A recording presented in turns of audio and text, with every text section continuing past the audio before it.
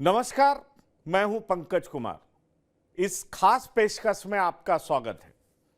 आपको अभी अभी पता चल गया होगा कि किस तरीके से एनडीए में सीटों का बंटवारा हुआ है। चिराग के हाथ में लॉटरी लग गई।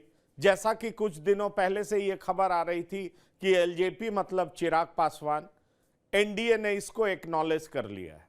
कहा यह भी जा रहा था कि नीतीश कुमार पशुपतिनाथ पारस के लिए बैटिंग करेंगे, उनके समर्थन में खुल करके सामने आएंगे, लेकिन ऐसा कुछ हो नहीं सका।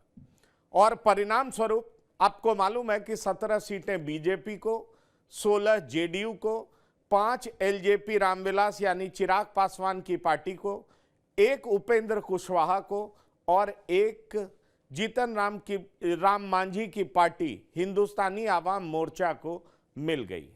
इसका मतलब बहुत साफ है कि एनडीए ने लोकसभा चुनाव के लिए अपने घटक दलों को भी साध लिया है।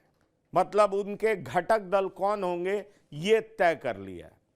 अब इस पूरी कवायद से कुछ बातें तो बहुत साफ हो जाती हैं, जिनको मैं सिलसिलेवार तरीके से आपके सामने रख रहा हूं। एक बात तो ये कि इस घटक दल का खासतौर पर लोकसभा चुनाव में पशुपतिनाथ पारस का गुट इस घटक दल का हिस्सा नहीं है। एक बात तो बिल्कुल साफ हो जाता है। दूसरी बड़ी बात कि जो बात कही जा रही थी कि मुकेश साहनी को भी अकोमोडेट किया जा सकता है। आज खुद मैंने एक वीडियो किया था और उसमें कहा था कि बात यह चल रही है कि निषाद समाज को एससी कैटेगरी में लेने की बात कही जाएगी कि सरकार बनाने के बाद इस पर विचार किया जा सकता है और उसके बाद वीआईपी को 1 सीट दी जा सकती है, क्योंकि वीआईपी के सूत्रों से इस तरह की खबरें आ रही थी। मतलब एनडीए ने मुकेश साहनी को भी सिरे से खारिज कर दिया। इसका मतलब बहुत साफ है कि वीआईपी पार्टी भी एनडीए का हिस्सा नहीं है। लेकिन इस पूरी कवायद में और भी बहुत कुछ हुई है जिसको समझना बारीकी से बहुत जरूरी है। एक बात तो ये कि जेडीयू ने काराकाट छोड़ा तो उसके बदले शिवहर ले लिया। शिवहर से पूरी उम्मीद है कि लवली आनंद ही उम्मीदवार होंगे, क्योंकि आज लवली आनंद की जेडीयू में वापसी हो गई। और आप ये देख लीजिए कि जेडीयू में जिस तरीके से ललन सिंह ने प्रेस कॉन्फ्रेंस करके उनका स्वागत किया, इससे बिल्कुल साफ हो गया था। क्योंकि ये बात मैंने पहले भी आज दिन में वीडियो में कह दिया था कि आनंद मोहन सिंह पूरे परिवार के साथ जेडीयू में शामिल हो रहे हैं। तो एक तरफ जब एनडीए की सीटों का डिक्लेरेशन हो रहा था, तो दूसरी तरफ लवली आनंद का वेलकम जेडीयू में हो रहा था। तो मतलब लवली आनंद अब शिवहर से उम्मीदवार होंगे। अब आप इस बात को समझ लीजिए कि शिवहर जो कि बीजेपी के कोटे में था, रमा देवी वहां से सिटिंग सांसद हैं, रमा देवी की टिकट कट चुकी है। तो इसका मतलब बहुत साफ है कि एनडीए में कई ऐसे उम्मीदवार हैं जो कि सिटिंग सांसद हैं, लेकिन उनके टिकट कट गए। वो कौन कौन से लोग हैं, तो उनका नाम मैं सबसे पहले बताना शुरू करूंगा। अगर आप गया की बात करें तो विजय मांझी, क्योंकि उनकी जगह अब जीतन राम मांझी हिंदुस्तानी आवाम मोर्चा से एनडीए के उम्मीदवार हैं। काराकाट से महाबली सिंह, क्योंकि उनकी जगह उपेंद्र कुशवाहा चुनाव लड़ेंगे। शिवहर से रमा देवी, उनका टिकट कट रहा है क्योंकि वो जेडीयू कोटे में चला गया है और ये लगभग तय है कि लवली आनंद वहां से उम्मीदवार होंगे। सीतामढ़ी से जेडीयू के सांसद थे सुनील कुमार पिंटू, जिन्होंने जेडीयू के खिलाफ बगावत कर दिया था। माना जा रहा था कि सीतामढ़ी छोड़ करके वो शिवहर से चुनाव लड़ सकते हैं, लेकिन शिवहर जेडीयू के कोटे में चला गया, यानी सुनील कुमार पिंटू भी अब बेटिकट हो गए। तो मैंने गया का नाम लिया, मैंने काराकाट का नाम लिया, मैंने सीतामढ़ी का नाम लिया, मैंने शिवहर का नाम लिया। 4 सांसद तो साफ दिखाई पड़ रहे हैं जो कि बेटिकट हो गए, जिसमें 3 जेडीयू के ही हैं। और सीतामढ़ी से देवेश चंद ठाकुर को उम्मीदवार बनाया जाना लगभग तय है। अब आ जाइए कि पशुपतिनाथ पारस की टीम का क्या होगा, क्योंकि पशुपतिनाथ पारस खुद सांसद हाजीपुर से थे। हाजीपुर सीट चिराग पासवान को जा चुका है। तो यह बात तय है कि एनडीए की तरफ से चिराग पासवान उम्मीदवार होंगे। तो हाजीपुर सीट भी कट चुका है। चूंकि वर्तमान में चिराग पासवान जमुई से सांसद थे, इसलिए जमुई से कोई नया उम्मीदवार ढूंढा जाएगा। और मैं आपको यह बता दूं कि चिराग पासवान अपने बहनोई अरुण भारती को टिकट देना चाहते हैं, इसलिए पूरी संभावना है कि अरुण भारती जमुई से उम्मीदवार हो सकते हैं। लेकिन अगर वैशाली की बात करूं तो वैशाली से संयुक्त लोजपा की जीती हुई सांसद वीणा देवी, क्या वीणा देवी को टिकट मिलेगा? इस पे बहुत बड़ा सवाल है, क्योंकि चिराग अपने कोर ग्रुप में हमेशा यह कहा करते थे कि वैसे किसी भी सांसद को टिकट नहीं दूंगा जिन्होंने मुझे और मेरी पार्टी के साथ धोखा किया। मेरे पिता के गुजरने के बाद पार्टी तोड़ दी, जो साजिश का हिस्सा थे उनको मैं किसी भी तरीके से टिकट देकर के पुरस्कृत नहीं करूंगा। वैसे वीणा देवी पिछले कुछ महीनों से लगातार चिराग के साथ देखी जा रही थी, लेकिन क्या वीणा देवी को टिकट मिलेगा, यह एक बड़ा सवाल है। क्योंकि वहां से दो लोगों के नाम लिए जा रहे हैं, वो नाम है संजय सिंह और विनीता विजय। ऐसे में कौन बाजी मारता है, यह देखना दिलचस्प होगा। जहां तक सवाल है समस्तीपुर का, क्योंकि समस्तीपुर भी संयुक्त लोजपा का सीट है, वहां से प्रिंस राज सांसद है। अब चूंकि चिराग पासवान के कोटे में गया और चिराग पासवान ने बार बार इस बात का रिपीटेशन किया है कि वो किसी भी वैसे लोगों को टिकट नहीं देंगे जिन लोगों ने उनकी पार्टी तोड़ी थी। और आपको पता है कि प्रिंस राज चिराग को छोड़ करके पशुपतिनाथ पारस के ग्रुप में चले गए थे, क्योंकि पशुपतिनाथ पारस उनके चाचा हैं। वैसे तो चिराग के भी चाचा हैं, लेकिन कहा यह भी जाता है कि प्रिंस राज के लिए पशुपतिनाथ पारस माफ करिएगा, प्रिंस राज के लिए चिराग पासवान के दिल में थोड़ा सॉफ्ट कॉर्नर है, क्योंकि जब पार्टी को एक होने की बात हो रही थी तो प्रिंस राज इसके पक्षधर थे। पशुपतिनाथ पारस ने भले ही कह दिया था कि सिर्फ पार्टी ही नहीं टूटी है, परिवार भी टूटा है, दिल भी टूटा है, सब कुछ टूट चुका है, इसलिए हम एक हो नहीं सकते। ऐसे में सवाल उठता है कि समस्तीपुर से नया उम्मीदवार कौन होगा, यह भी देखना दिलचस्प होगा। उसके बाद चिराग के कोटे में एक और सीट जो गया है वो है खगड़िया।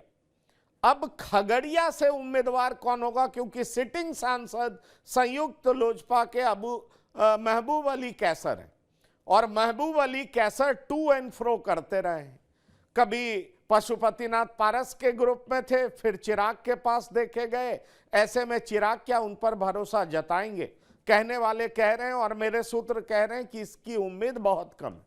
कहा जा रहा है कि रेणु कुशवाहा वहां से उम्मीदवार हो सकती, लेकिन रेणु कुशवाहा होंगी या कोई और होगा, यह देखना दिलचस्प होगा। लेकिन रेणु कुशवाहा चिराग के कोर ग्रुप में आती हैं, इस बात से कोई इनकार नहीं कर सकता।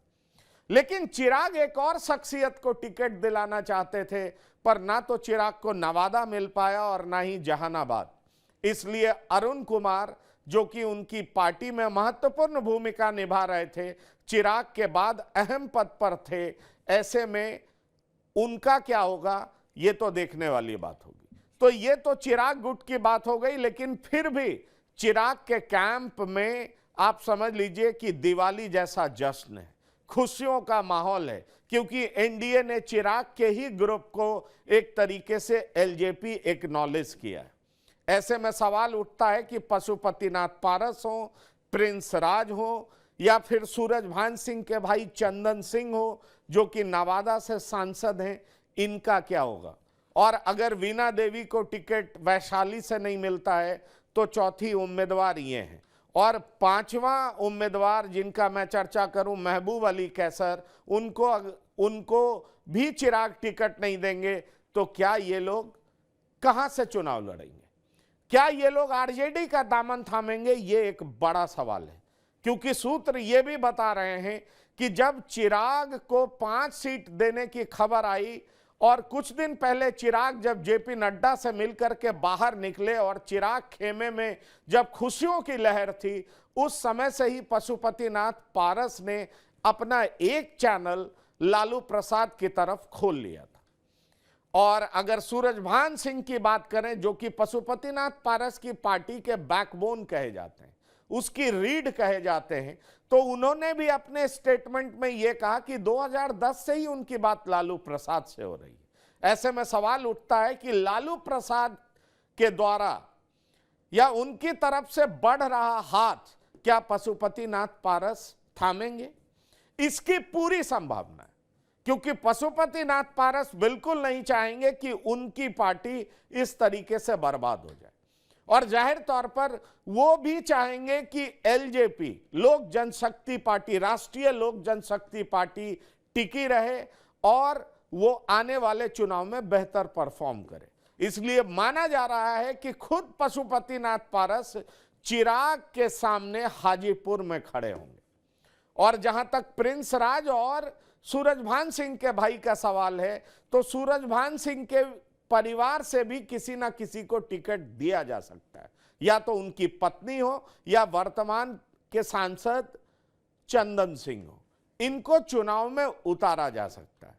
अब सवाल उठता है कि महबूब अली कैसर का क्या होगा और वीणा देवी का क्या होगा, तो यह देखने वाली बात होगी, क्योंकि अगर आरजेडी इनको टिकट देने के लिए तैयार होती है और चिराग इनको एक्सेप्ट नहीं करते, तो निश्चित तौर पर इनकी स्थिति बहुत खराब हो जाएगी।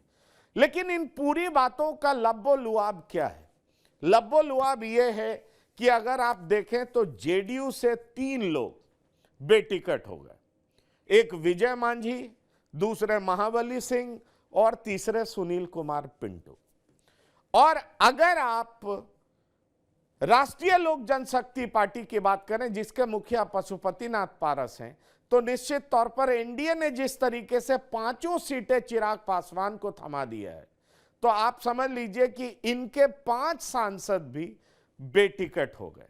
ऐसे में अगर आरजेडी के तरफ से इनको टिकट नहीं दिया जाता है, तो निश्चित तौर पर इस बार निर्दलीय चुनाव लड़ सकते हैं, लेकिन इनके पास फिर कोई और संभावना बच नहीं जाती है। सवाल कई हैं जिनके जवाब भी हम आपको देते रहेंगे, क्योंकि अगर आप बीजेपी की भी बात करें तो बीजेपी ने शिवहर छोड़ दिया। शिवहर से सिटिंग सांसद रमा देवी हैं, रमा देवी का भी टिकट कट गया। ऐसे में सवाल उठता है कि जब शिवहर सीट ही छोड़ दी गई तो रमा देवी का टिकट कटना लाजमी है। इसलिए अगर आप 9वें सांसद की बात करें तो वो रमा देवी हैं।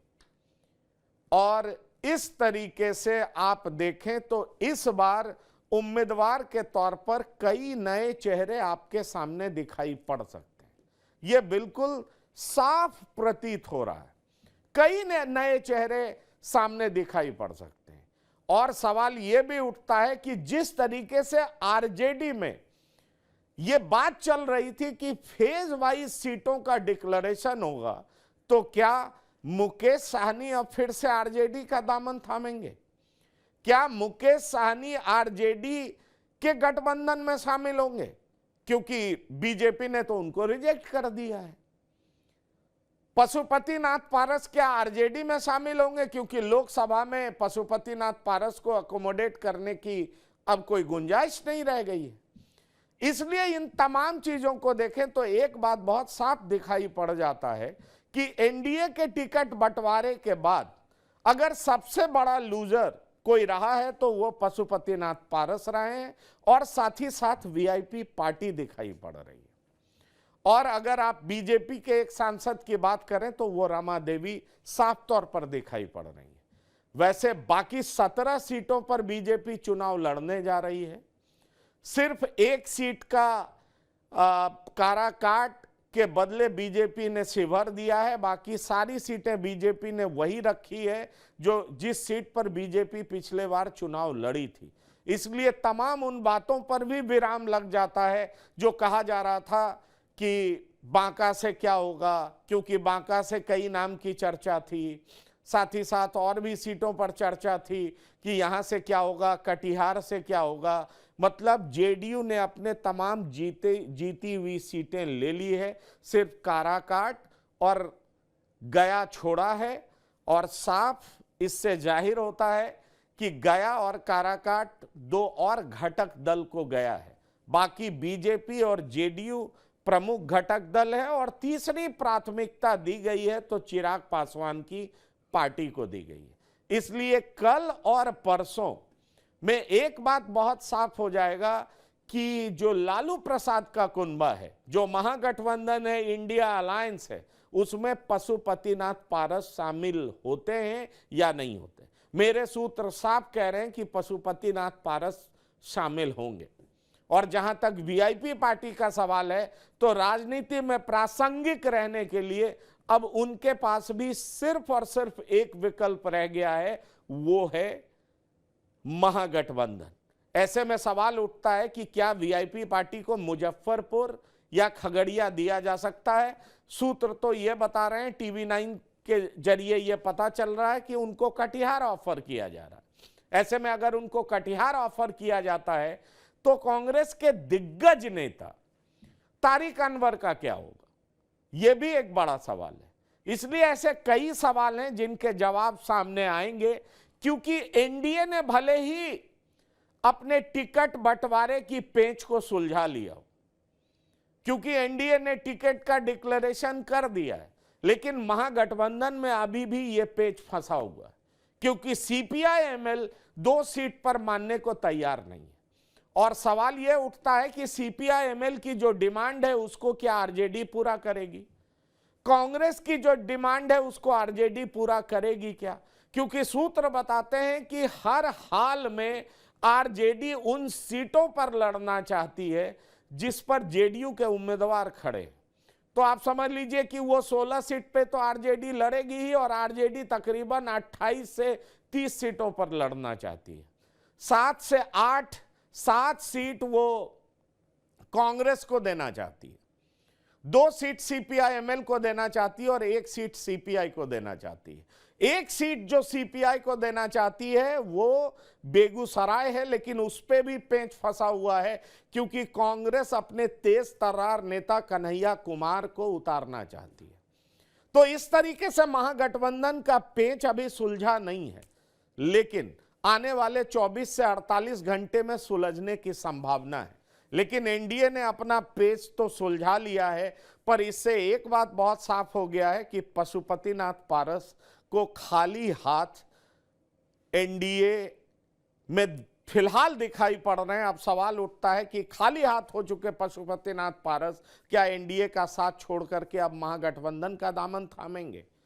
वीआईपी को नहीं मिले तवज्जो के बाद क्या वीआईपी पार्टी फिर से महागठबंधन का हाथ थामेगी, ये एक बड़ा सवाल है। और महागठबंधन के भीतर किस तरीके से सीटों का बंटवारा होता है वो भी देखना दिलचस्प होगा। बहरहाल आगे की जो भी राजनीति होगी उससे हम आपको रूबरू कराते रहेंगे, लेकिन इस फिलहाल खास एपिसोड में इतना ही। TV9 बिहार झारखंड को लगातार देखते रहिए और ताजा तरीन खबरों से अपडेट होते रहिए। धन्यवाद, नमस्कार।